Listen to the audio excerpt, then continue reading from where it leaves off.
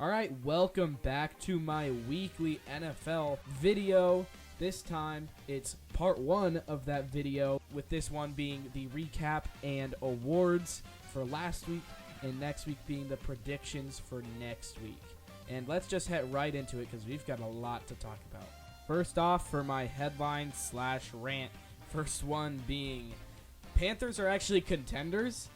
It's kind of hard to get the read on the Panthers because one game they'll have a very narrow game with the Falcons, but then they go on to beat the team who I thought was number one and I still think is an incredible team in the Rams. It's weird because I can't get a read on them, and depending on what version of themselves are going to be there for the rest of the season, if it's just one of them for the rest of the season, then we could see them making the playoffs.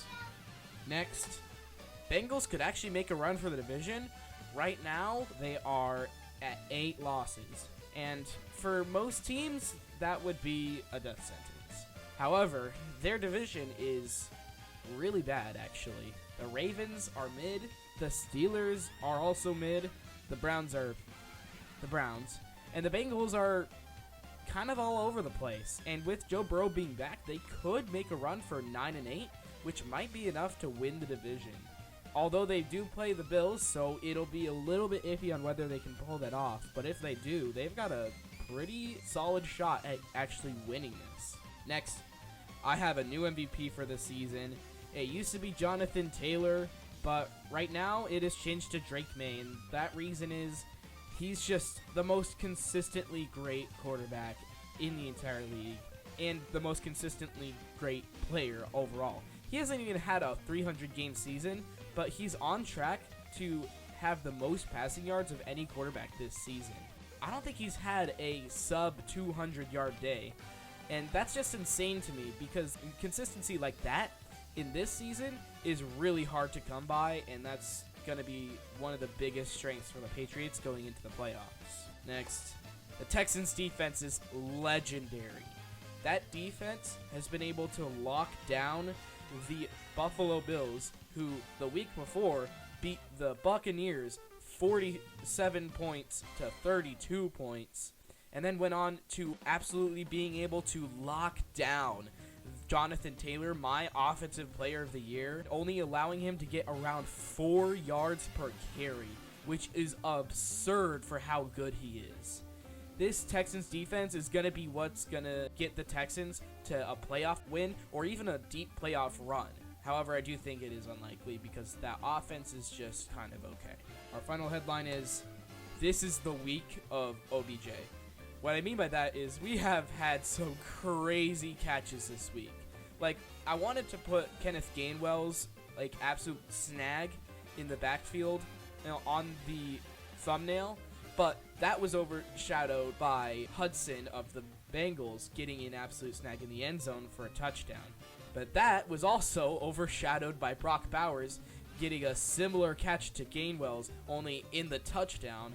And that was overshadowed by George Pickens' flashy hurdle over a Chiefs defender. And yes, that wasn't necessarily the catch, it was more of the run after the catch, but I think it still counts.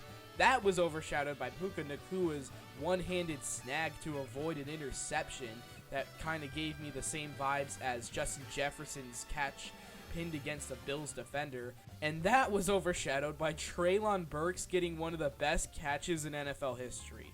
I'm not even exaggerating. That thing is insane.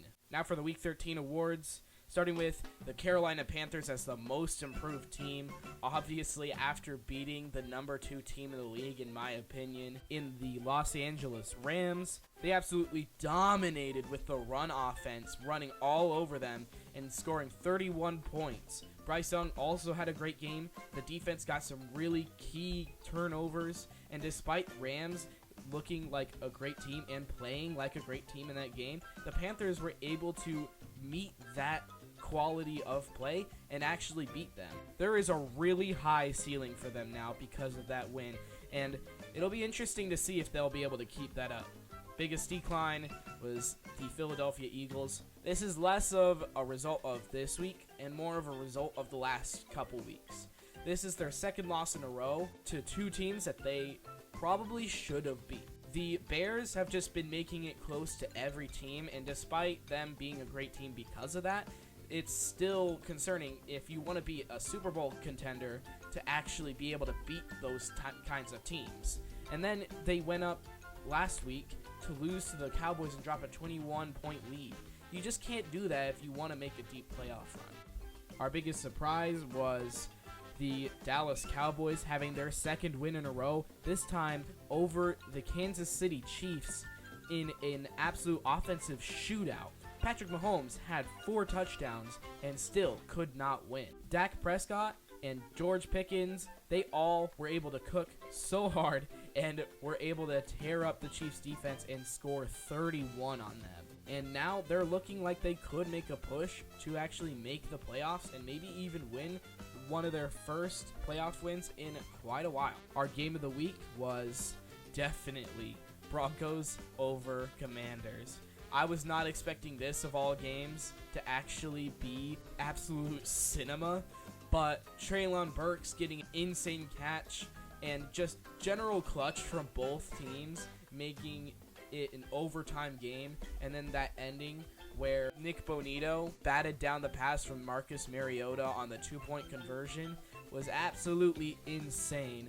What a game. Our snoozer of the week was the Giants at the Patriots from Sunday night to Monday night. This one was an absolute snooze fest and was basically over midway through the second quarter. The Patriots slaughtered them and then just completely laid off the gas, and the Giants just couldn't do anything. Our MVP of the week was definitely Jordan Love. He absolutely cooked the Lions and getting 4 touchdowns overall. A great performance and a pretty clutch performance at that as well. Our clutch player of the week was Bo Nix, absolutely being able to get some really crazy throws to get them into that situation, get them into that touchdown in overtime that would eventually win them the game. And he had some pretty crazy plays. If you didn't see the thumbnail, Bo Nix had a crazy Mahomes-like pass that ended up in a touchdown that would have been play of the week last week, honestly. Our surprise player of the week was definitely Marcus Mariota. While Marcus Mariota is an okay quarterback, I did not expect him to play at a great caliber. And he really showed out and put all his effort into winning that game and keeping the Commanders alive in the playoff push. Unfortunately, they weren't able to do that, and that last play was not entirely his fault. Our miss of the week was, who else was it going to be? Max Brosmer. 4 interceptions. That's the second time for the Vikings all year. Absolutely horrific stat line. One of the worst throws I've ever seen. Just take the sack, but he's a rookie, and I understand. It's just, it was hard to watch. Super Bowl prediction is the Patriots at the Rams. This is just flip-flopped from last week, with the Patriots being the most consistent team in football, and the Rams being not the most consistent, but definitely having the highest of highs in the entire league. Our play of the week, this was an absolute play of the week, but Treylon Burks getting one of the best catches in NFL history, again, is probably going to get them play of the week. And blooper of the week, definitely that horrific dive catch attempt that ended in an interception that ended very, very poorly for the Vikings. And that is it for today. I know it felt pretty short, but I will be coming back tomorrow with rankings and predictions. And I hope you guys have a great day. If you enjoyed it, please leave a like and subscribe, and I will see you all later. Thanks, guys.